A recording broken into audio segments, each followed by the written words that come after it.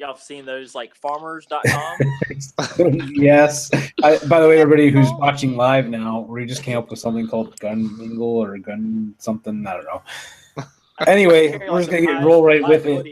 We kind of rolled over from our off-air chat, but welcome everybody to BigGunner81 Live, presented by Applied Arsenal Finishes and Gunworks out in Watermill, Illinois. Spinta Precision, you can check out spintaprecision.com, and also Eggleston Munitions, egglestonmunitions.com, and the Range at 355. Big shout out to all you people out there who are following along on our Facebook, Instagram, YouTube, our subscribers, those that are clicking that like button and commenting on our videos. They want to, support what we're doing. Thank you all for doing that. Without, like I've said this before, without you guys out there watching, I'd just be talking to my camera, or we'd be talking to the camera, our cameras, and it would be kind of awkward and weird. But instead, we're here and getting to put some type of show together every week that we talk about guns and all types of crazy stuff, and basically have fun with it. And I'm glad that all you're out there watching, and hope you all enjoy it. For the Patreon page, if you want to support us, we're working on coming up with some new rewards and things like that for those of you that contribute. One of which is, we're going to be starting to put, the names of whoever, if you want your name posted or whatever, I guess, or just put the list of whoever's contributing through our Patreon account on the end of our videos and so forth to get some recognition to those people. And then we're also going to do some swag items and some other things that we got coming up. But it's a work in progress, and again, just like most everything. So with us tonight, we've got in the house Corey from Southern Style Beards with us. Hi, guys. Welcome, Corey. We got our buddy Dustin here with us. Hey, guys. Welcome, Dustin. Boop. And we got Kent from Green Mountain Defense. Welcome, Kent. You're muted, by the way. Oh, we didn't hi. There you go. I said yo, but nobody heard me. I heard my dogs. So, like I said, we're pretty open on topics. You guys have anything you want to talk about, you're welcome to do it. I was just going to kind of start out talking a little bit about the 3D printing and gun parts and things like that. If you've been watching the Instagram, I was playing around with this. I'm just learning some of these things. Fusion 360, Autodesk Fusion 360. It's a software that's for doing like, CAD and computer-aided modeling, design, all that kind of stuff. So you can check it out. Do a Google search for it. It's downloadable where you can do, in a sense. And I'm just learning the software, by the way. So I spent about 20 minutes actually trying to do something with it versus I spent a little bit of time previously opening up some other people's files that they, posted for different parts and things that they made, just to kind of explore what it, stuff looks like and whatnot. But yesterday I spent a little bit of time. I started playing around with the idea of maybe making a keychain or something. It was a swag item. Just the first try at it. I was able to actually make a little tag and stuff on it, and then with some help of Facebook, they explained how to basically take my logo and change it into like being able to actually add that into the software and stuff. But you can see that on the Instagram page. There's some photos, and also on Facebook. Well, I don't know if I posted on our BigGunner81 page or not, but it's on Instagram for sure. Instagram.com/BigGunner81. There's a photo of it, a screenshot of it. But I know Dustin does a lot of stuff with 3D printing and modeling and stuff. Modeling as far as, modeling of making parts and stuff like that. One of the things I'm kind of venturing off into is because I've been kicking around the idea of this, of, on machining and a little bit on doing, CNC programming and whatnot. I'd love to have a nice mill and everything. They're expensive. To get into the CNC end of it, it's quite expensive. But before I get into that end of it, I'm just going through my synopsis of it. Well, I would need to learn how to design stuff. I need to be able to do that part of it, which I've not really done much of, if anything, really with any type of CAD programs. I mean, at least not in a long, long time where I've played with anything. And usually it was like two-dimensional, I think, the last time I messed with one. But I thought was, how do I take that from a design that I'm learning how to make in a program to making a, prototype of some type of part I can actually have in my hands and kind of see, hey, this is kind of what it looks like. I was kicking around ideas of, what route to go with it. And I came with the idea, I'm looking at maybe doing a 3D printer and trying that out. So that's something we're going to be venturing into. I don't have it yet. Be experimenting with. Just a little bit that I've been learning from rewatching other people's videos, doing some reading and some other research and this and that. There's a lot of little tips and tricks and things. I know there's going to be a learning curve with it. It's not as simple as just getting a printer, plugging it in, and, hey, I'm going to take this part and make it well. And Dustin knows, That's how I got my printer cheap. My printer was like, I run a FlashForge Creator Pro, and it's only about $800 to $1,000. Yeah, I picked it up for like $550, and it's because of that. My father and son thought that, hey, they could hit Control P for print, and it would make a part, like it would make a delicious cake, but it didn't. So that's how I got mine, and I made a lot of stuff with it, a lot of stuff. And it's cool because it's a printer, so if something breaks, you more or less can like make a part to repair it because all the parts are plastic in it, or the metal. Right. I mean, the only thing that's really metal is like the actual axes, the guide rods that the carriage, if you will, rides on. But buddy James jumped in with us. Hey, welcome, James. Has 3D printers as well. Just get you in the mix. Yep, right behind us. Got a couple different options there. Nice. So, I don't know if I'm sure you can hear us, but can we hear you? Because I don't hear you talk yet. So, we got no audio coming out of you, James. You have to probably mess with your settings, get everything set up. But is he mute? we'll come back in a minute once he gets that figured out. But anyway, speaking of 3D printing a part for your 3D printer that Dustin was just mentioning, one of the things I came across on order right now was one of the things that they recommend upgrading is adding to it is a fan type setup to like cool like around the nozzle area of it. Mm-hmm. And again, I'm still learning all this stuff, but they show a really cool design that takes like a fan that it kind of like looks like a C almost, kind of wraps around it, and it has little holes in it that just blow the air out around all the way around the nozzle. I'm like, that's a pretty cool setup. And they 3D printed that part. Of course, the guy who did it was showing this. He got the design off of I think it's like Thingiverse or something like that, or Thingiverse.com. It's a website that's out there for different types of files for CAD and CAM or whatever you want to call it. And so he showed that, you can download this, and he's like, I printed on my better 3D printer that I have over here, and then I, put it on here, and it improved the drawing.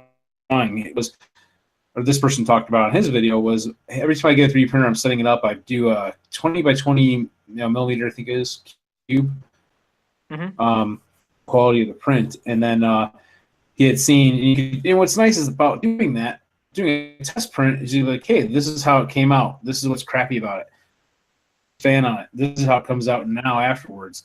Let's change this setting. You tweak it and get it to where it's going to be. Of course, in my opinion, and again, my opinion is only based on limited knowledge of things I've seen other people do, that, we lost Kent there. The quality of 3D printing on most of these machines is not going to be like, a production level part. It's still going to have those textures and the edges and things on it. 3D printed part. Yeah, you can always put you can put it in like a not a vat, but like an acetone. I think I've heard acetone will kind of round the edges a little bit and stuff. Yeah, there was something where I've never done it because it's just, to me, it's a 3D part, so it's a prototype part. Right. Like for instance, and this is no secret, Dasher, a 6 Dasher is a very short, fat round. You can't really get it to feed reliably from a ACI SMAC, so that's a Accuracy International chassis system pack. Get some feedback there. I don't know who's through. Give me 1 second. We'll see if we can fix it. All right, it muted. It went away just now, so I don't know if it's from James. Oh, it's James. He's putting his hand up. I know Kent was, Kent's got earbuds in, so he's all right. Sorry, that happens from time to time. But You're saying about Dasher. What I did is I just made basically made a spacer, and that's sweet. So Ken's 3D printers, and I just made a spacer, and it works great. Now my friends want me to make them one, and I'm like, guys, like, I don't mind making y'all one, but I know how it's going to be. Their friends are going to be like, oh, where'd you get it? My friend Dustin. And they're like, no, make me one. But, it's cool because it took me maybe 5 hours to, like, really dial it in. One be too loose, one be too tight. I mean, you could sand it down to make it fit and whatnot, but it's cool. I mean, and as far as technology goes, with the different filaments they've got filaments that are carbon fiber. They've got one called Ninja Flex, which is basically it prints out like a cube, and then like you can squish it like a stress ball, release it, and it goes back to its shape. It's a pain in the ass to print with, excuse my language, but it's cool. It's very, very cool. They have filament that has impregnated wood, steel. I mean, there's a host of different types of filaments as far as exotic filaments. Then you have that's what I'm trying to figure out too. What are the limitations of the particular printer that I'm getting? Like, what can I print with it? What can't I print with it? As far as the materials. The biggest thing is like to upgrade your nozzles to like a Swiss what do you call it? Like Swiss macro, I believe. And basically it's just an all metal nozzle that can handle higher heat. And pretty much that's the only thing I've really done performance-wise to my printer, and it works. There you go. Yeah. Oh, nice. Oh, wow. Can you hear me now? Yep, can hear you now. Okay, so this is off the Luzbot Taz series. This is a Taz 6. Now, the great thing about this is the majority of parts on this print head are 3D printed. So it's open software, so you can actually figure a way and make your own printed heads, and as long as they fit the format. So that's what's great about 3D printing. 80% of the parts on the machine are 3D printed. So in answer to a lot of the questions you guys had, and what he was talking about is this is an all-metal hot end, and he's correct. In the higher the temperature it'll handle, the wider array of materials you can print. And the nozzle is this small little brass piece right here. So this is the hot end, and that's the nozzle. Now you can get different size nozzles depending on what material and how fine you want it to go. But what's great about it is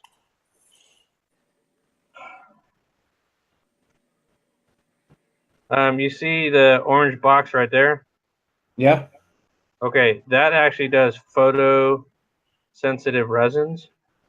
And that is cool. You can get it down to 0.25 microns. So as far as prototyping and design, you can get this stuff to come out, and the great thing about it, once again, is like with my company, this actually started off as a 3D prototype. And what was nice about it is this is now injection molded, but I could print as many of these, take them to the range, test fit them, break them, and then turn around and 3D print it that night and try it out the next day until I got to the point where my production was already done. And like he was talking about, little spacers, parts, even adapters for, stocks, whatever the case may be. Software is free. And as far as your machine, you're pretty much only limited to your temperature. And I just got to cover certain temperatures and materials. You actually have to keep the temperature more even. If you don't, what will end up happening is the part will cool rapidly in one spot while it's still in another, and that's what causes warping. So, like, I just got a shipment in, so here's a big roll of filament. And I didn't think about that, the whole temperature being even across it.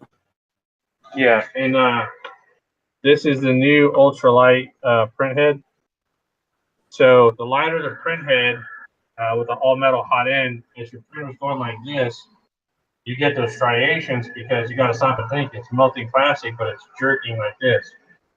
So the heavier the print head, the more variations you have. So the lighter it is, the more precise they can get to go back and forth without it jerking around.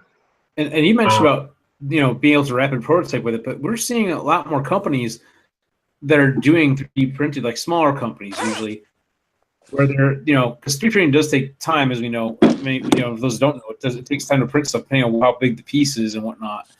But we're seeing things like magazine extensions. What else? Like mag wells for your pistols being made out of the PLA material and whatnot. All types of little things. There's a machine right there, and you see that little round thing on top. The spindle of that is made out of nylon. So one of the on the end of the table will actually print a very high density, very strong nylon. So a lot of the parts that they're making tend to be in higher density materials as nylon. Premium nylon would probably be the best one. And they can do those parts and sell them for $10. And if it breaks, they say, hey, send it back and we'll send you a new one, because the cost per roll is nothing compared to the price that they're selling those little parts for. So they're not trying to rob or gyp anybody. It's just that, hey, they're taking the time to make sure the parts come out exact. They're buying the machines, they're testing the pieces, and then adding in, different fittings to make sure that they stick. And it's a great way to start, because once they get to the point where they're selling enough, they can turn around and get them injection molded, drop their prices, and they can make as many as they want. Mm-hmm. So very true. I have a question for either Dustin or James or whoever. If somebody wants to start like bare bones, I know nothing about any of this.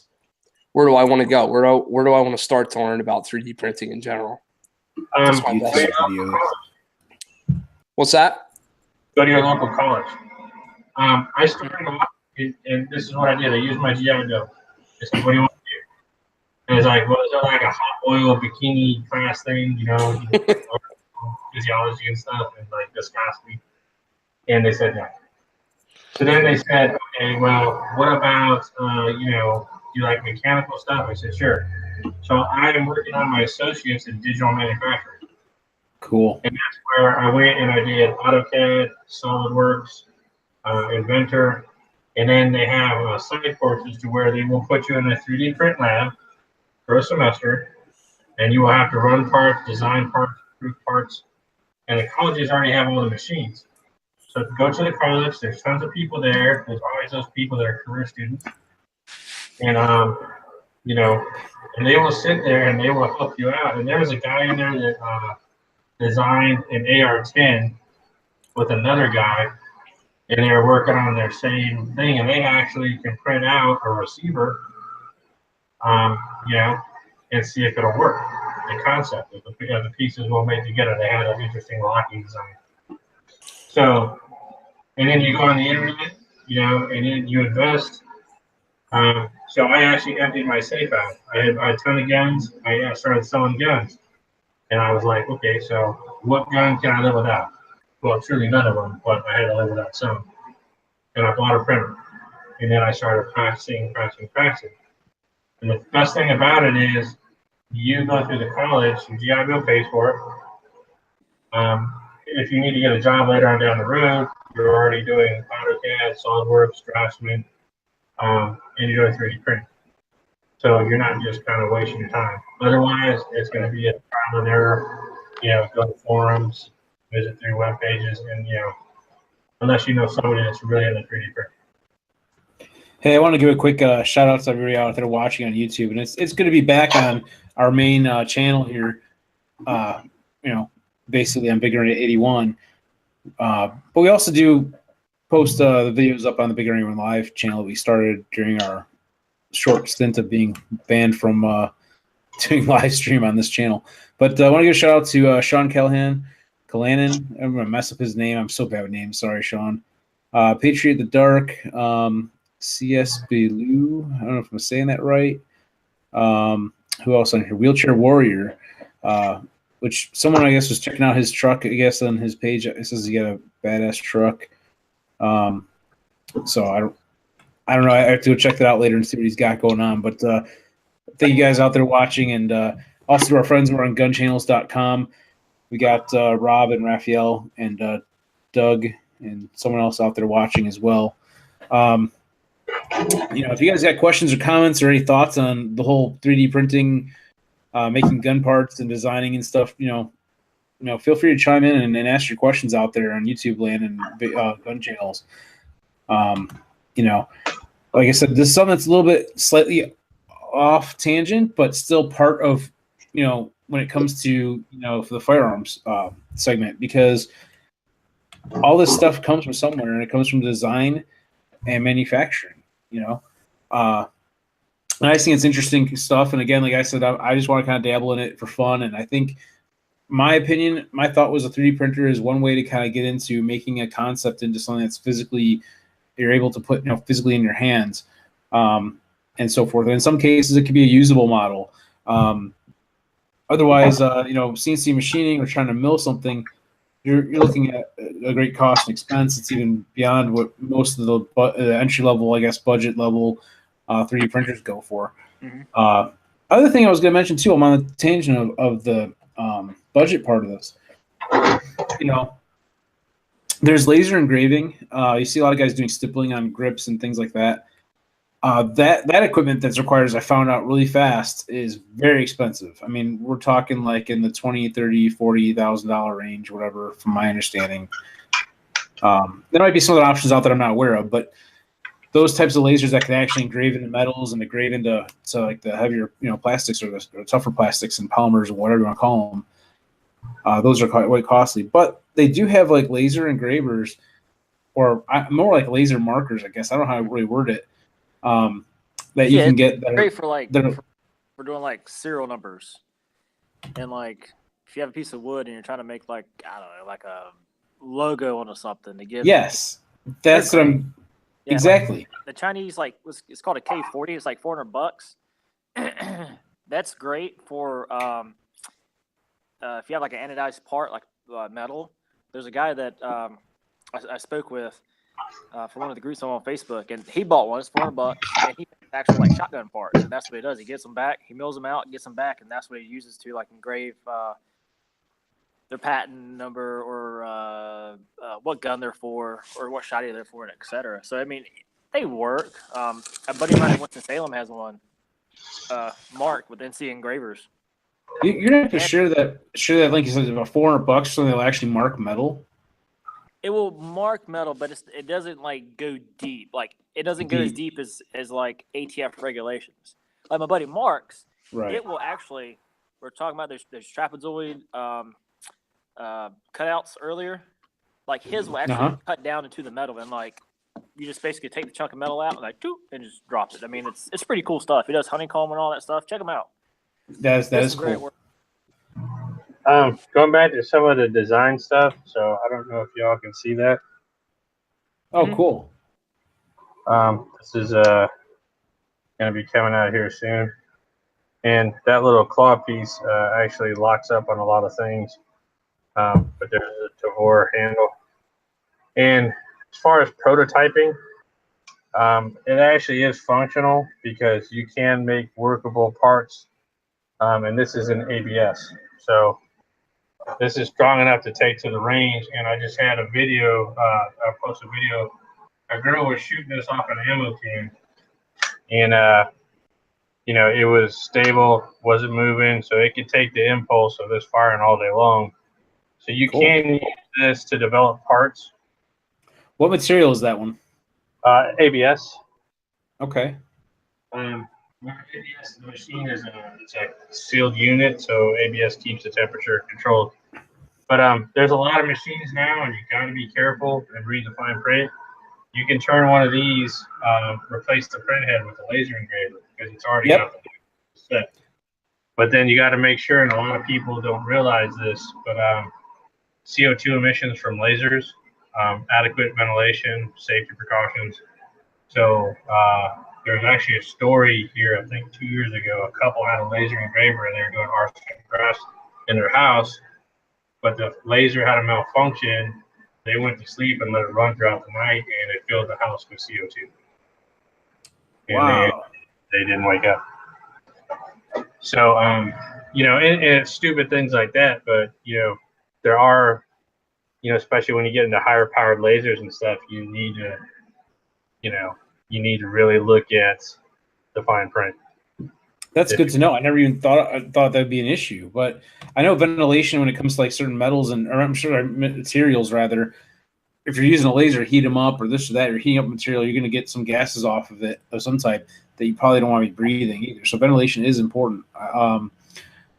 But yeah, what I was going to say is I've seen, like for example, the particular printer that I have on order right now. There's a video where a guy takes and you can get a lower wattage like lasers. That's more or less for like marking on like softer plastics and papers and wood, which would be kind of cool. If you want to do a set of wood grips or something and put a logo on it or a graphic on it, you can do that. And to add this piece onto the printer or to basically adapt it for that usage, you're not looking at a whole huge expense because most of the equipment is already there in a sense, meaning you have the frame, you have the stepper motors, you have everything that's going to do all the motion part of it. I'm wondering, how do you control the intensity of the laser and the on-off, functions of the laser and that sort of thing. And what was interesting enough was that this one, particularly how they wired it up, was using the cooling fan, because you basically take the print head off of the machine, using the cooling fan circuit. So you're basically wiring the, from my understanding again, of course, and I want to try this at some point because it'd be kind of cool. You're wiring the drivers for the laser into that cooling fan driver on the printer. And so there's software that you can use that'll actually change the command so that it'll turn on and off the cooling fan, which is now the laser, so that you have the X and Y motion and all that stuff and the motion to it, and the laser turns on and off to do the burning and etching, or I'll call it, or engraving, carving, whatever terminology you want to use. I thought that was pretty cool. I'm like, I want to experiment with this and try it. I know that with any of this stuff, it's going to be a trial and error, a learning curve, no matter what you do with it. And I like that challenge. Some people will look at it and get intimidated by it, and rightfully so. It can be intimidating, but I just think it'd be kind of fun to play with, and learn something from it. And you could do something that's actually functional, whether it's putting a graphic on something or making a little widget or whatever that's useful in some way. But the creative aspect is there, and you can make it and mold it into whatever you want, which I think is really awesome. So I'm excited about it. I'm looking forward to experimenting with it. I'm also looking forward to learning some of the limitations of it as well. Oh yeah, one of the things is I've seen one of the comments here from Wheelchair Warriors. I've heard people say that they used a wood burner for stippling. Oh, that's very true. There's people that use wood burners for stippling. You can do stippling by hand. The thing is, with from my understanding, what I've seen is with doing a stippling on, like, say, a Glock frame, that the repeatability, you have the repeatability factor. So if you want to have like two look pretty much the same, you can do that. Two, it's the quality factor, I guess. You don't have the human error part of it. Some people prefer that though. It's like a trade. I mean, people that actually do this and they're the ones that do it by hand. I mean, to me, they're up there. I mean, they're artisans. I mean, it's art. There's a fine art to it. I mean, and some people prefer that. I've taken those soldered irons and made tips and like did PMags and stuff, but man, that stuff gets boring and it gets old fast for somebody like me. Like, my attention span is that of a goldfish. I did that. I started stippling a mag to try it out one day on a thermal mag that I was like basically playing around with, and modified a Magpul follower for and everything to get it to run. There's videos on my YouTube channel here. Just for fun, I was doing this. I'm thinking, damn, this could be very mind-numbing, trying to put all these little dots in order and make it all pretty and do some cool stippling. It came out really nice. I like it. I don't think I even finished the whole mag, or I might have finished the parts of it that I wanted to do. I don't remember, but it was cool. But two things. One, it's boring and time-consuming. It's very tedious. Tedious. And you also have to deal with the friggin' fumes, like we were talking about earlier, about ventilation and everything. I was doing this I think I was doing it in my basement at the time. And I'm like, yeah, this isn't really the best way to do this. I need to have like some airflow in here. But yeah, it's the laser. I like that idea because it's nice, neat, fast, and repeatable, and you can you can actually you're still not losing the whole artist aspect of it because somebody has to sit there and design the pattern they're going to use. You just get rid of all the how I say it, the inconsistencies of doing it by hand, which some people will like, and there's nothing wrong with that. But you also you lose that human touch to it, but on the same token, you can also create something that's different than what you might not be able to do by hand. It's a debate, though. I mean, whichever way you want to look at it. And wheelchair warrior says, I'd never try it. I'm assuming he would never try doing the stippling part of it. Yeah, I mean, it's fun. You know what? Imagine how many magazines that people have started or pistols that they had started that they didn't finish. I mean, it's like you can start doing one of those. Ever watch TV at night? And you see Sarah McLachlan with like Adopt a Pet. Imagine doing that, but like, here's a mag that hasn't been finished. For $1 a day, you can finish this mag. Adopt a mag. Adoptamag.com. That's the new site. Buy mags. I got a Glock 19 frame that's been 2/3 done for 3 years. See what I mean? Oh, yeah. Yes. Yeah, exactly. They all started and no finish it. Damn it. I want to show you guys an example of the detail that'll come out on some of these printers. On a low quality webcam, but at least gives an idea. Hold on. What's the flashing? Yeah, what the hell? That's is that Optimus Prime? No, it's Corey. It's like a mech bot. Yeah, it's this is light underneath it. I see now. Yeah, but the point being is this: you can actually make optically clear. So if I wanted to do something for lens covers or whatever, you could actually print this out. That thing looks like an alien that's going to take over the world, man. I'm scared. Yeah. What kind of material is that again? This is a photo resin, but the detail on it was what I was trying to show. What kind of cost frame are you like what is the cost on like a printer of that style? I know it's a lot. 4,000. Yeah, I figured it was is that way the STL more. printer you got in the back? Those are TAS 6, Ultimaker 3, and the Form 2 Labs. Form Lab. That's the STL, right? Or no, it's a SLS. SLS, okay. Yeah, no, I saw there was like advertised real hard on YouTube. I was like, oh man, like there's a great let me look how much it is, and I looked it up and I was like, oh, never mind. Well, I was checking out like the place. Let me tell you how and again, I don't have it yet, so I don't know how well it's going to be. I know we've kind of discussed it. I'm thinking it's probably going to be a decent entry level unit. Gearbest.com is where I picked it up from. The reason why I picked out the one I did is a friend of mine got one recently, but it got a different one, and I started researching that one a little bit, and it looks like a nice unit. But another Facebook friend of mine was using the one that I've got coming now, and we started talking about it. I started watching some of the videos, and what I liked about it was the sturdiness of the frame. It seems pretty beefy, and my thought was with anything CNC and it has movement, you want it to be structurally tight. You don't want movements, vibrations, because that can affect the quality. So I figured I'd give this a try, and we'll see how it comes out. Plus the price. It was about $100 less than the other one that had a little bit larger print area, but yet the frame was a little bit thinner looking to me. Granted, it might be just as rigid. I can't say because I don't have both to compare it. But I had to kind of jump in at some level, and I couldn't go to the $1,000 level of buying a much nicer unit. Which I assume now, learning too about the temperature thing and being in an enclosed box, it makes a lot more sense too. That might be a way to get better quality prints, possibly. Actually, that's good that you said that because this was pretty cool. As he walks away. Yeah, it's pretty cool. See you later, guys. Might as well have some fun. So without breaking the bank, this little tent frame style thing is actually designed to hold the heat in. So this actually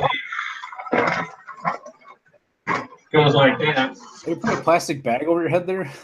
Yeah, well, this is the printer. So your printer goes inside. I got you. So it's like a tent for your printer. Like, yeah.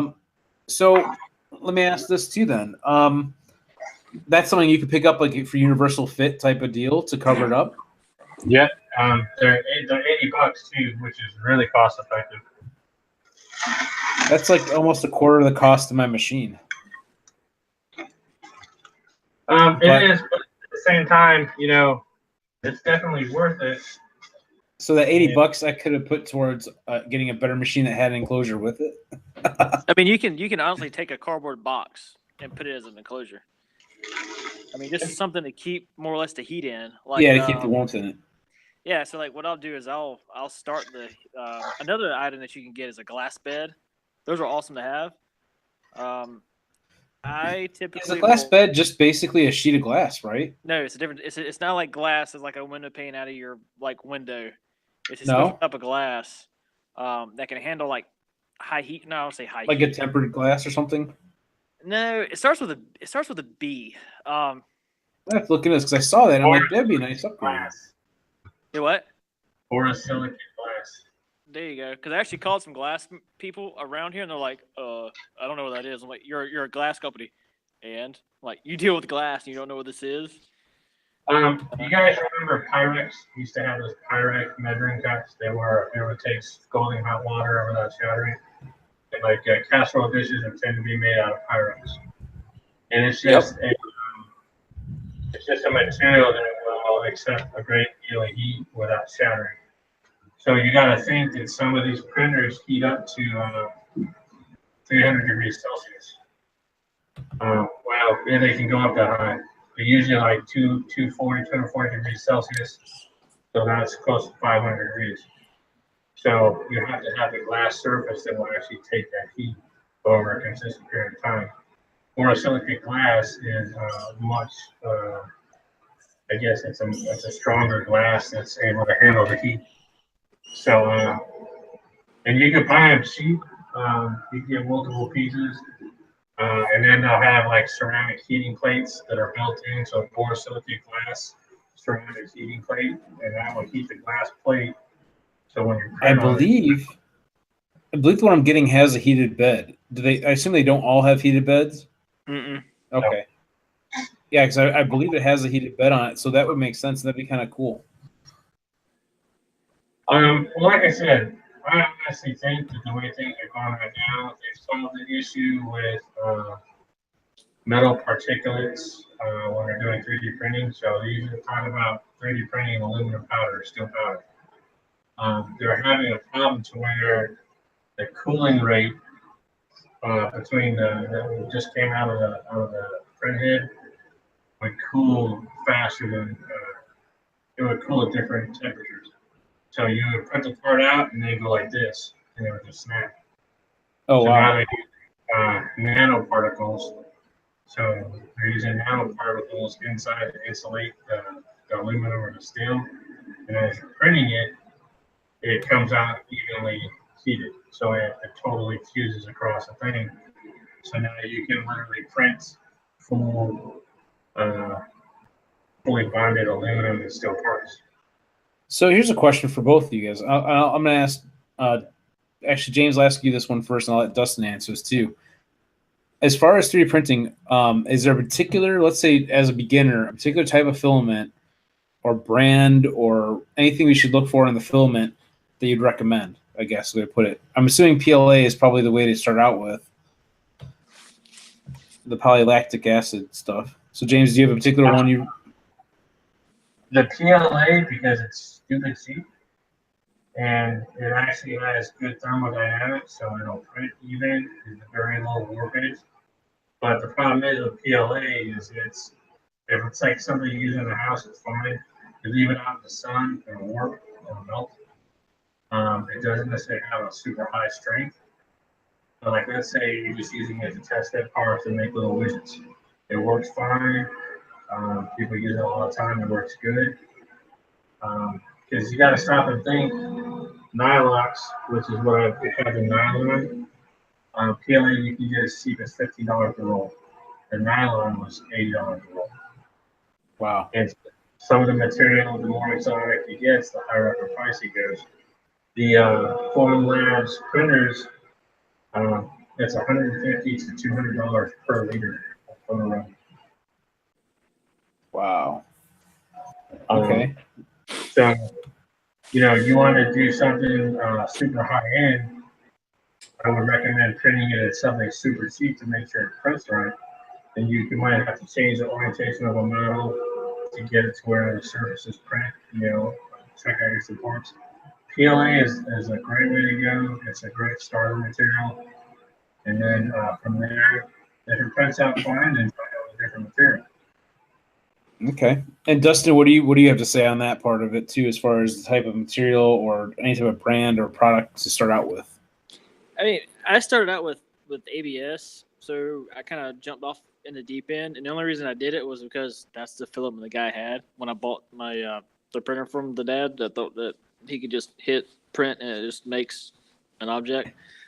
I haven't done PLA because, yeah, I mean, as he was saying, leave it out in the sun. I mean, it doesn't have the strength that I was looking for because I was actually using the parts that I was making. Right. And as far as like manufacturers out there, I mean, I buy off of Amazon, like East, I think it's Eson. I mean, I'm just out there I'm not making anything to sell. I'm just prototyping. Okay. Let me ask this question too. Speaking about going from PLA to using like like you said, Nylox or nylon type material or whatever. When you have to service the print head itself, like change between materials, I assume is it like a process to like go ahead and purge that out? Mm-hmm. Yeah, that's all you do is purge it out. Okay, I have to learn how that actually works. Is just like forcing it, not forcing it, but feeding it by hand through the thing, or is it like? No, you actually there's a servo with a gear on it. Okay. That feeds the filament through the nozzle, and really what you do is when you take it out, yeah. So like when you take it out, you just basically tell the printer to reverse the gear. It pulls it out, and then when you put your new one in there, you just kind of like say if I'm going from white to blue, and I put the blue in, and I hit like I'm purging the blue in, it actually will come out white, and then it'll come out light blue, very light blue, and as it progresses out, it finally turns the actual color of the filament. So that's when I know, hey, it's cleaned itself out. Okay. And is there a way, speaking of the different colors of filament, is there a way to actually stop in the part way in the print and continue with a different type of filament? Like not type, but I'm sorry, different color of filament? Yeah, absolutely. Yeah, it's all in your programming. Like just ease of conversation. And again, because it talks like in millimeters.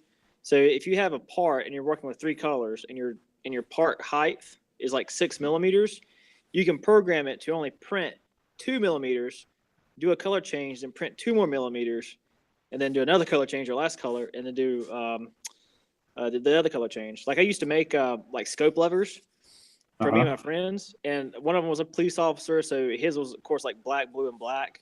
Right. A buddy of mine had, he's a shooter for Action International. He had a like an American type Action International rifle, so he got a red, white, blue, which ironically, people thought it was the French flag because how the colors were. I'm like, no, it's American, man. But yeah, it's all in your programming. I mean, really, it's just. So it doesn't have a problem that like that layer might have cooled off a little bit between switching out the filament. I mean, like with me, what I do is I keep the printer bed on. So when I go to do a print, I'll turn the heater bed and the extruder on and leave it on for like 20 or 30 minutes to kind of let the heat build up in the enclosure. And then when I switch, there's like a little door, if you will, in the back, which I can just stick my hand through and like do what I need to do with it. So I'm not like opening up the cover, taking the top cover off. I'm trying to keep the heat in there. But yeah, it's all like in how you set it up and how you go about things, really. Okay. Interesting. I was just kind of curious because I've seen that. I'm like, I wonder if you can do that or if you just pretty much have to print it all in that one color and until it runs out. Now, what happens? I guess it depends on the machine too. What happens if you run low on filament as you're doing a print? Can you like? Well, there's a couple of things, and this is where the money comes in. Like high-end machines will actually have a pause function, so you can pause printing, and you can pause printing, switch on a roll real quick, and then turn around and resume print, or resume printing that thing. And one thing you gotta be careful is if you get a good solid layer adhesion from the point of where you left off. So Okay. Sometimes, and I don't know if this is set up in what does it, you'll it's a color and then you'll come back and it'll either split or crack on that switch. It just depends. So the other thing is if you go with dual printers, dual print heads, you can automatically switch two colors just as it's printing. Oh, that's cool. Mhm. Switch the two colors into the pairing. So Yeah, so like Awesome. the Flash Forge, the Creator Pro, and they have a few others. It came with dual extruder heads, but that's a lot of inertia. You're moving back and forth, especially if you're doing like True. a rapid move. So I just and I didn't use to because it's kind of a pain in the butt to set up. It can be. So I just took it off. And when you're talking about that fan, that's where the fan that blows onto the nozzle sits at. So it doesn't have that weight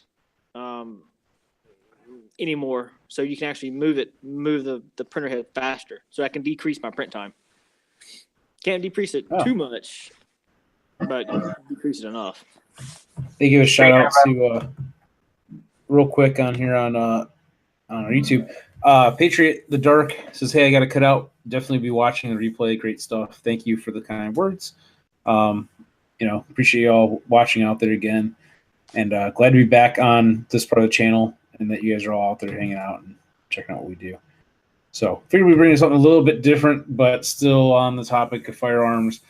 Something that I'm kind of exploring, and I know these guys had experience with, so it kind of works out really well to have them on. And I appreciate, all of you guys being on. I know Corey's being kind of quiet, but taking it all in as usual. He's probably working on some homework over there. Yep, sure I am.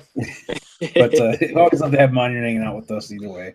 And Kent's here with us too, and of course, and it's good just having this open conversation about this stuff. Dude, it's fine. Corey and I feel like the dumb kids at math class. We're used to this shit. No, but you guys got questions, ask them. If you're if you're interested in knowing something, I appreciate it. And you asked something earlier, because that's what it's all about: sharing this information, learning from each other. Just having fun with shooting and all that stuff. That's what we're here for. This stuff to me, like, this is American ingenuity at its finest, man. Like, you boys just sitting in your garage being like, you know what? Fuck it. I'm going to make that. Like, God bless you. That's awesome.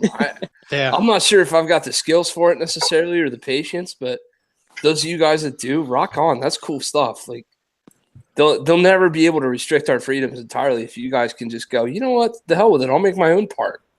I'd tell you what the challenge is. Yes. What's that company that came out? They made it they made an SPR with the stuff. It's been like the hottest news like on Facebook. Yeah. From Franklin Armory. How is that actually passing? Has the ATF approved this, or are they still like? Yeah. Suppose they approved it. There's some speculation on how it's been done. Well, basically, at Black Aces Tactical, Mossberg and Remington got the shockwaves and all that. It is the receiver is registered as a firearm, not a shotgun. And there's little caveats. It says it has to fit in this little small category, and you can't register it as a rifle when you produce it or a pistol. You register the receiver as a firearm. And once they've sent that into the ATF under a firearm, then it doesn't fall into any of those categories. Mm-hmm. Well, there's speculation that the trigger is what might possibly be putting, if I remember right, from listening to some other channels. I wish I could tell you what channel that was I was watching the other day. The speculation was that the style of the trigger is what kind of set it apart. Well, there was also speculation that it was maybe not an entirely rifled barrel and overall length and this and that. Yeah. The bottom line is this, is that these boys found a loophole. They read through all the black tape and the paperwork and everything else. And they said, you know what? We're going to call up Uncle Trump, and Uncle Trump says it's okay, so screw you people. We're going to make this thing. Here's one of the things I'll add to that too. Right? You get down to and it might not come out right what I'm trying to say, but because you can, should you? I guess is one way to put it. There's some people that play that fence. I'm all for it. I love guns, right? Okay. But I'm saying some people will I love say, just walking that line on the fence. Yeah, there's some people that are like, well, if you walk the line on the fence, that's when these people are gonna be like, hey, this is something new to go after, But then what the hell, I mean, if you don't walk that line, don't push the envelope, we're not going to get to where we would prefer to be. You know, I mean, it's true. I mean, the way you look at it, I mean, like you guys just said, like you're on the fence. When you say it like that, it's like you're at a ball game. You have hundreds of people along the fence line back there, waiting for that person to hit a home run and get the home run ball. I mean, the let's just pretend that the FTA, that's the batter, and they've got these little loopholes here, and the loopholes are the baseball coming to you, and the lucky person that gets the baseball has the loophole and eventually ends up making the money and things like that because they successfully passed against it. So, right. I mean, it's cool that someone can defy the odds and defy the government to where it's still legal to do it. Mm-hmm. The biggest Corey, did you just contribute without using a Miley Cyrus analogy? I did. Yeah. Oh, good Lord. It's a party in the USA. Right until then. Party in the USA, baby. Hey, I was going to say earlier something, and I totally forgot what it was.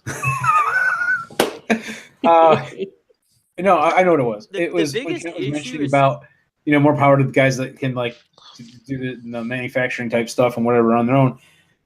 One thing I found is a challenge. Two parts of this. One is the knowledge. We need to keep up with that, with teaching other people, how to make things, how to do things hands-on. Otherwise, that gets lost. That's why a lot of millennials nowadays can't figure out how to do things. You can't read a friggin' map. I have to have my phone. If I don't have my phone, I'm friggin' lost. Hey, what about Oregon passing where they had to go pump their own gas now? Yep, I was just going to bring it up.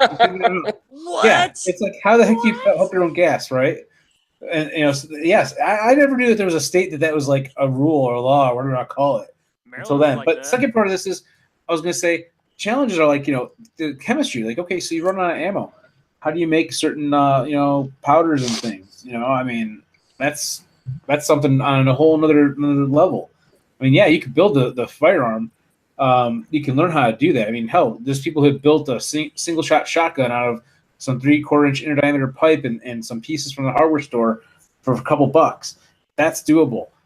But the cartridge that goes inside of it, how do you construct that when you don't have the chemical or chemistry background to do that? That's another aspect of it I'd consider. Black powder, I mean, you could find information on that. Here's one for you. Just wait till they come out with a printable nitrocellulose or a derivative like a suspended nitrogen-based fuel that you could print inside the casing. So basically, a caseless ammunition, so you're printing the body of the round. Your audio is really bad for some reason. How about now? Much better. Okay. I think. Yeah, see us talk with that distance now. That's what I'm like, what the hell? Everyone's like, your audio is horrible. We can't understand you. A lot of printable materials are coming out with, so just imagine a nitrocellulose or gunpowder style material that is suspended in a plastic. So when you ignite it, it'll all burn out, but now you can make the casing instead of using brass. You just 3D print casings with a little divot for the primer, and you can basically make your own rounds. The G11, the Germans tried it. But it was shotgun. Yeah, why not? I mean, they used to have cardboard casings. I saw paper. Yeah, paper or cardboard paper, whatever. Yeah, but yeah, basically. So I mean, but I don't know if you can do metallic style casings, like your 9mm. You'd be able to do that. I don't know. If you can do an aluminum, if you can print in brass, and it's brass particles suspended in plastic, why couldn't you? I don't know. Depends if it'll hold up. I guess but you're saying about the powder though, the powder charge itself. Primer, yeah. How are you gonna make the primer too? Lead azide. I have no idea what you just said. See, I told you it was lead azide. I just told you that in chat. I told you. James, you're way too smart for us, man. You are on the wrong show. You need to be with Bill Nye, the Science Guy. Hey, you know he's actually not a scientist. He's a joke. Who, Bill Just like Nye? Dr. James Phil's is not a he's doctor. joke. My man. I'd rather sit with Dolph Lundgren. Oh boy. That Let's dude's get got highbrow around here. MIT. Oh, what happened? Corey, can you spell MIT? Well, I'm not that smart yet. Hopefully, one day. Oh, by the way, he's commenting. Wheelchair Warrior out there on YouTube is saying, "I'm amazed at the insurance commercial where the kid doesn't know what he says light, but I think he means lug wrenches." Yeah, you see it all the time. Yeah. Hey, that's another good point. There's a gentleman. He's on Facebook, and he actually is 3D printing on an industrial machine. A lug wrench? Well, no, they kind of are. They're for the lugs on like the Airwolf suppressors, because he wanted a wrench on there that you could torque it down without marring up the suppressor or over tightening the caps and cross threading them or doing something like that. And he's actually been doing a great job. And he designed them, and they work on a variety of different suppressors, and they work well. So, you can do that. And this guy is like, hey, and he's been featured on Soldier Systems Daily. And what's the other one? But Wow. it's another thing.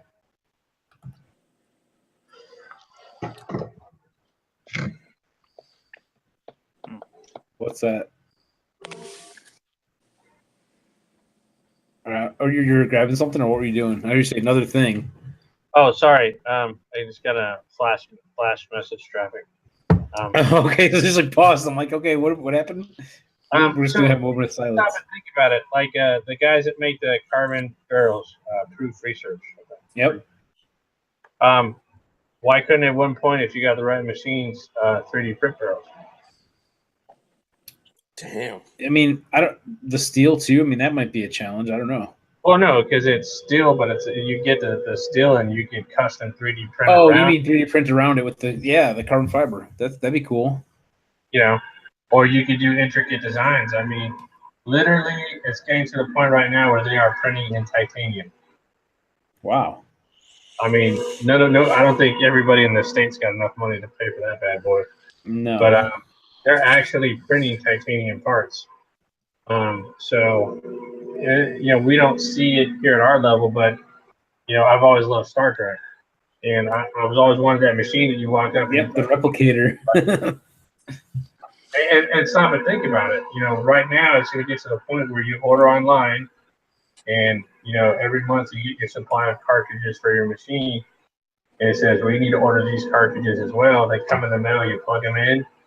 You download, and it spits you out what you ordered. Yeah, all of a sudden you got your meatball sub out of what used to be your microwave, but now it's a replicator. They 3D print food already. You know that, right? Yeah, I'm sure they do. So, all right. I mean, you can go to the restaurant and you can pick out what kind of soda you want on that machine that, like, it looks like it has a computer screen, touch screen. It'll like mix together whatever chemicals, and it comes out. Here's your cup of soda. All right, It's so happening. let me ask you a serious question. I've been tossing softball smart ass shit at Corey. Now I'm gonna ask you a serious question. Is it about beards? It is not about beards at all. It has nothing to do with Corey, as a matter of fact. Damn it! Sorry, buddy. Southern Style Beards LLC.com or SouthernStyleBeards.com. That's right. Oh yeah, hit him up. What's your party in the USA? That's right. So my question is this: what does this mean? And like, I know this sounds like a softball question, but I'm being dead serious. What does this mean for the future of manufacturing? I mean, are we going to get to the point where every little startup can just like that and take over the world, or what? Because if everybody's doing it, it's going to be kind of hard for everybody to take over the world. I mean, no, okay, you know what I mean, though. Like, can you do stuff at home and make it yourself and turn it into a business? Yeah, that's America. We could do that already. No.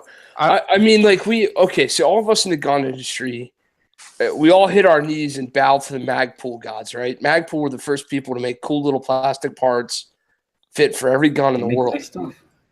They make great stuff. I'm not shitting on Magpul at all. What I'm saying is, like, James, are you the next Magpul? Who's the next guy that's coming out with like the holy shit? Look at that thing. That's why you got to go to SHOT Show. No, but this is the thing, and I want you to understand this. This actually forces those companies to constantly stay on the cutting edge. And you as the consumer, you as competition is fierce. constantly driven forward because you had a guy and he could look at an object and go, "That's Speak not into your right. microphone. That's not right." And he turns around and he fixes it, but he's not a rocket scientist. He just saw what was wrong. So he fixes it. He forces these other companies to keep pushing forward. And all these little feeders, the little tributaries feed into the stream, feeds into the river. And I want you to kind of look at it like that. Okay. You're going to have a flood of small ideas feeding the big main streams. And the company might come by and say, dude, that's fantastic. Here's $1 million in a job. So you're saying like my 3D printer thing, where the cooling fan that isn't on there for the tip. Some guy designs like that nice little C-shaped piece that blows air all around 360 degrees with one fan. He comes up with that idea at his home just because he sees the problem and can fix it.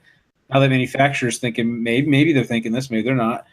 Hey, we should add that style part to our machine. Maybe we can design something similar that's maybe not going to, have any conflict with anybody else's stuff, or we're going to buy his idea or whatever. It pushes that forward. Keeps that innovation going forward. There's actually guys throughout the history of auto mechanics that have built carburetors that get 200 miles per gallon. And they all got killed off. Well, okay. Well, $1 billion or one dude in his garage. Yeah. I want to go. CIA assassinated them. Let's not. Shh. My Google phone heard you. We're in All right, I'm talking to my handler. We're in 2018, right? I drive a 05 Honda Civic, not because it's glamorous and it's a panty dropper, but because it gets good miles per gallon. Now, you still look at like a 2018 Corolla, right? It still gets the same miles per gallon. Like, WTF. You're talking about 13 years difference. They can't make it better, even after Obama and the EPA regulations. And exactly, and they can make like the Corvette get 30 miles to the gallon with a big V8. Yeah, I mean, Okay, to me, it's so- like not trying to be like, not put on like my conspiracy like hat or anything, but I mean, it's Look, automakers want to sell cars. Oil companies want to sell gas. Hey, but yeah, It all started with the Bay of Pigs, man. Hey, I'm still waiting for that scientific genius, Dr. Brown, to come around and say, he stole some plutonium, and, engineered some 121 gigawatts or 120 gigawatts, and it's pinball game. Yeah, he gave him some shoddy pinball parts and some casings, and pretty much just ripped him off. I mean, I'm still waiting for that DeLorean. All at night. That's why. God, Yeah. he read that letter. Yeah. He was like, "Don't mess with the future. Don't want to know about my future." But then, Corey, the bar was here, man. The bar was here, Corey, and you just always. Man. I know, right? Overachiever. I mean, how awesome. I mean, and there are people out there that are like that. Seriously, I mean, yeah, no shit. And yeah, they all go from, oh well, I made the atomic bomb, so I'm going to tell so and so and so and so, and here's my $25 billion payout. It's just the way it works. You guys ready for this? You see that little piece right there on the standard little iPad? Is that something Hillary gave you? Yes. That's where I know all the bodies are at. Jesus, man, you got me reaching for my mute button every 5 seconds.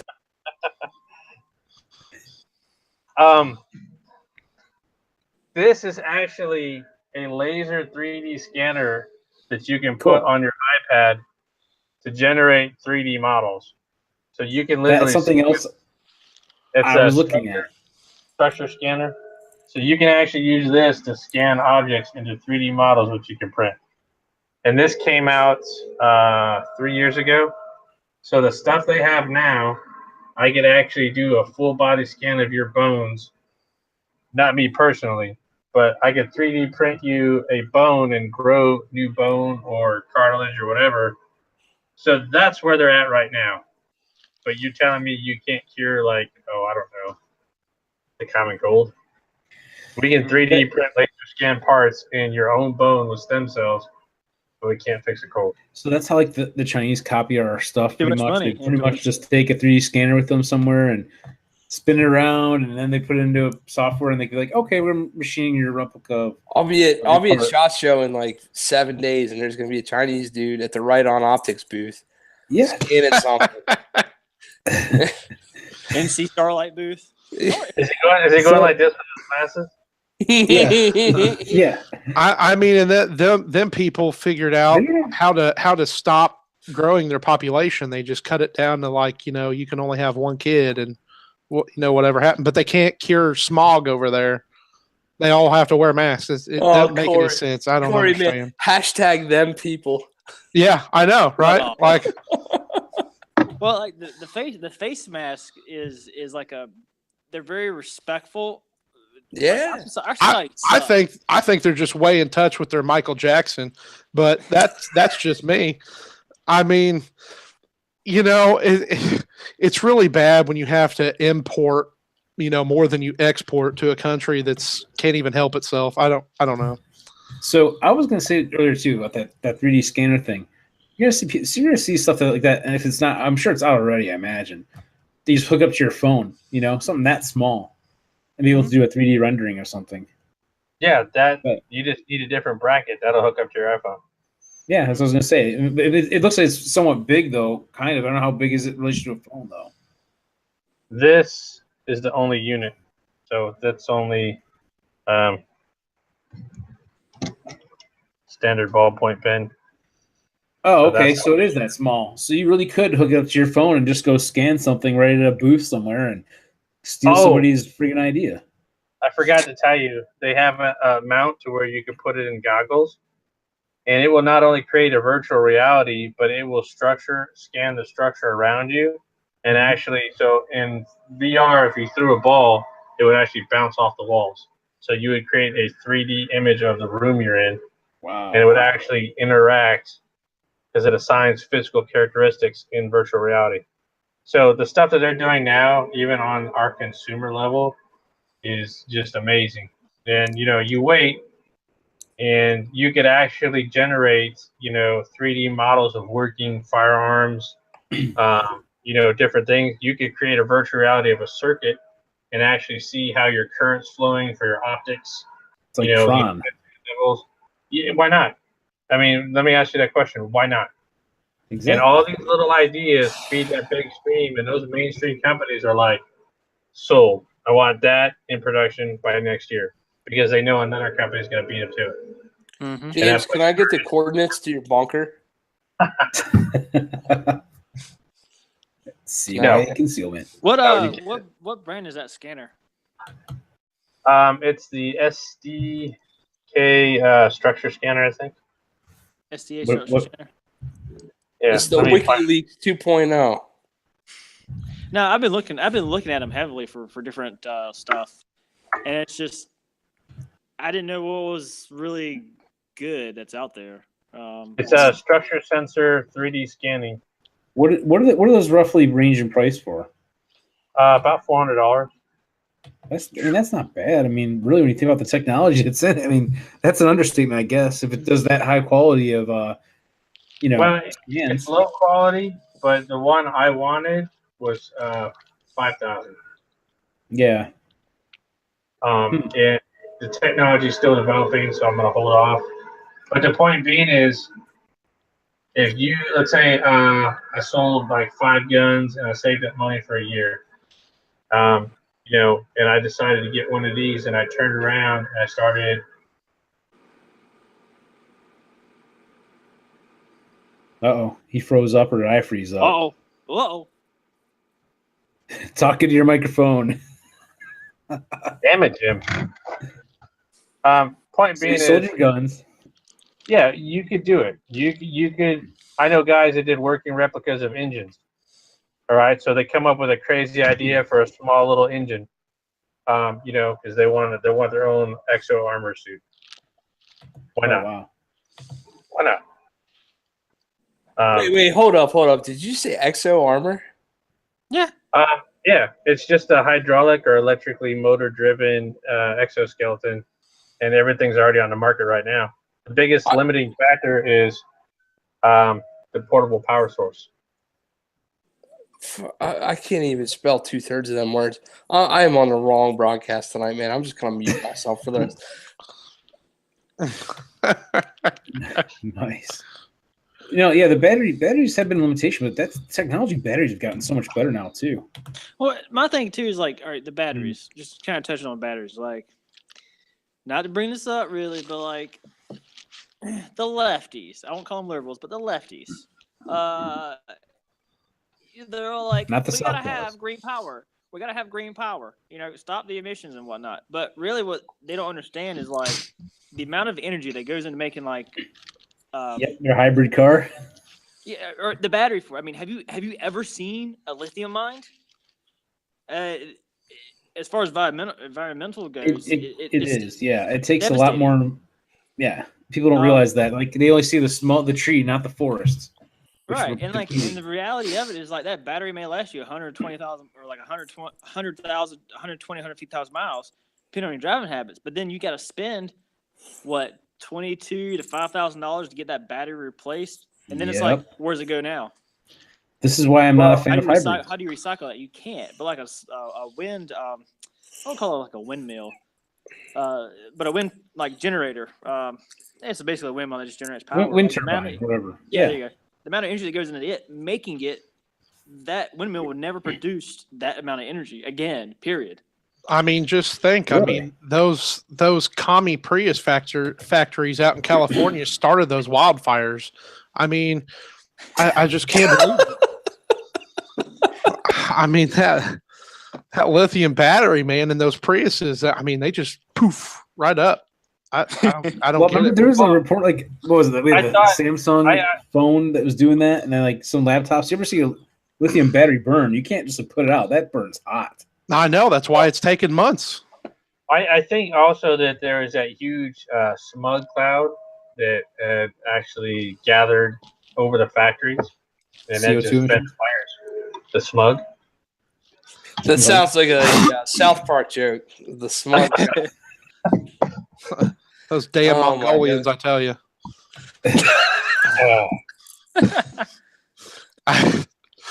I mean, and just stop it and think. You know, in 10 years, what's going to be coming down the pipe?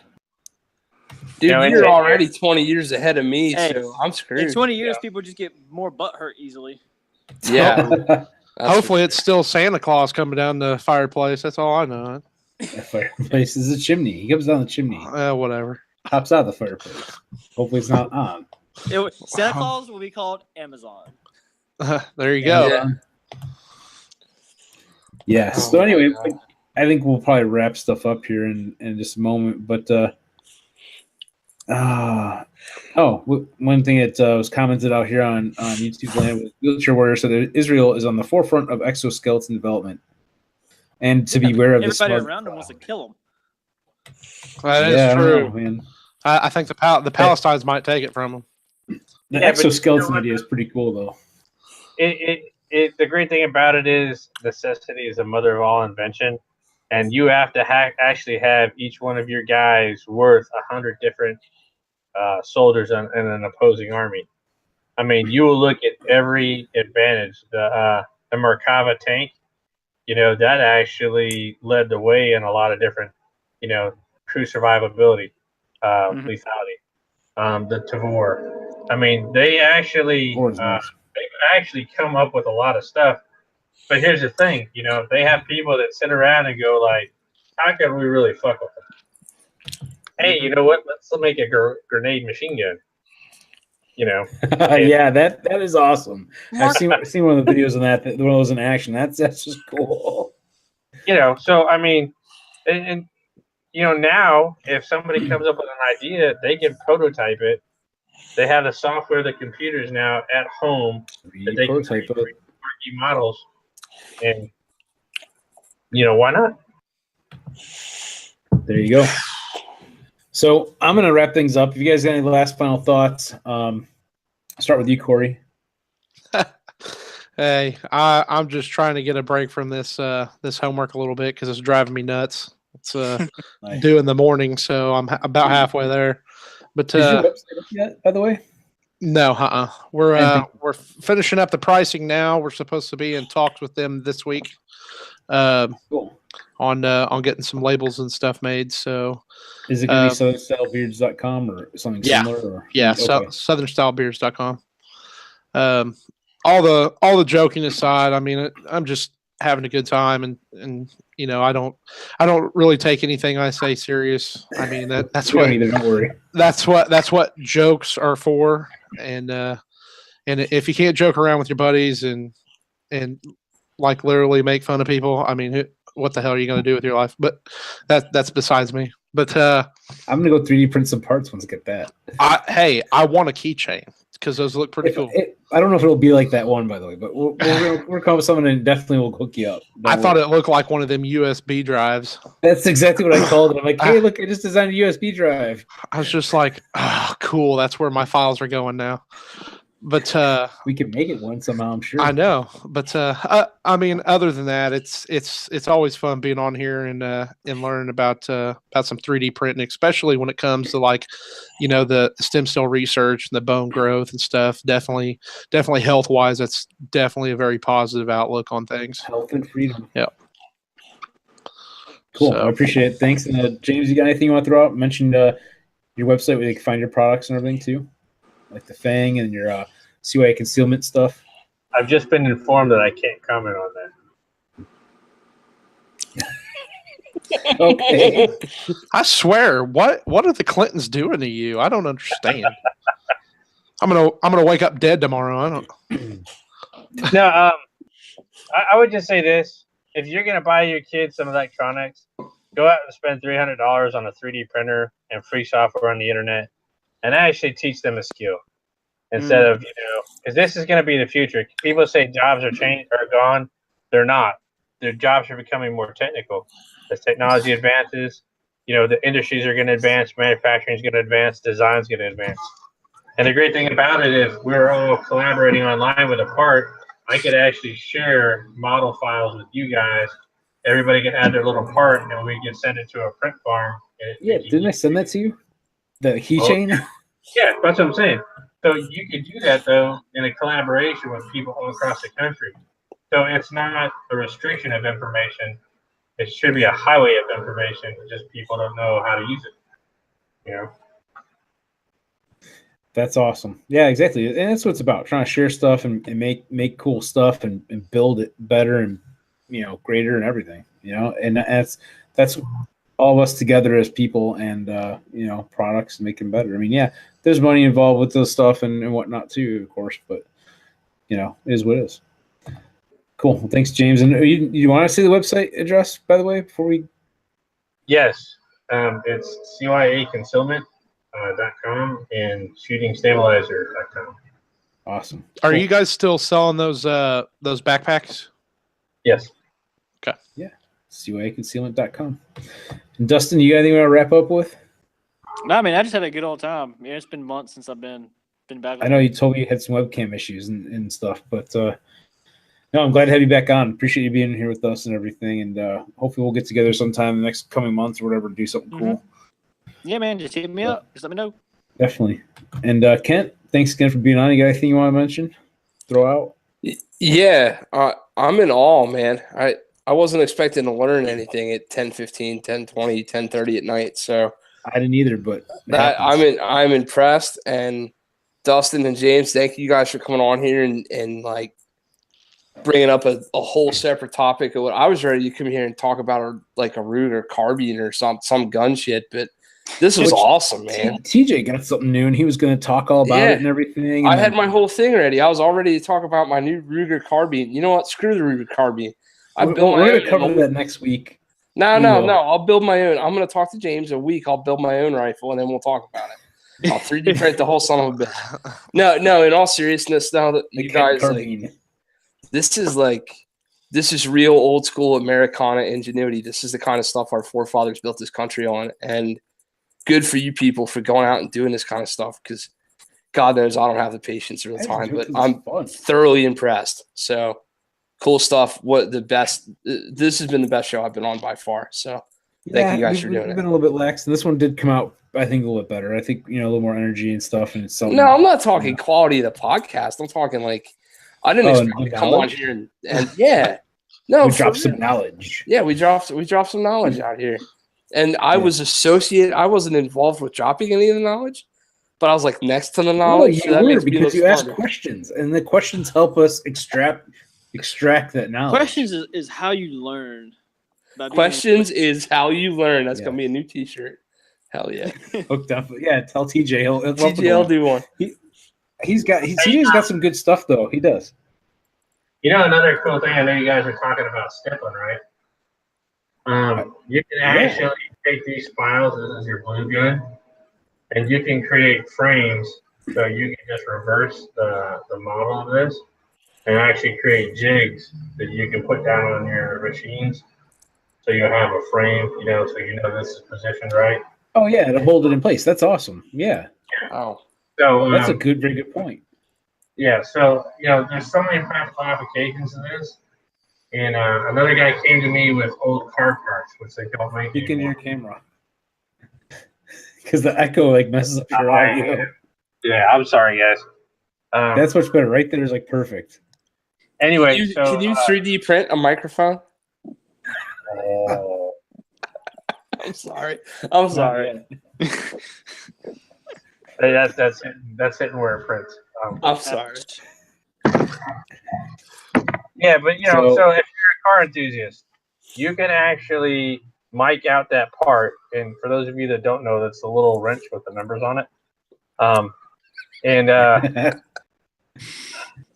you can 3D print a nylon piece for washers, all kind of gaskets that they don't make anymore.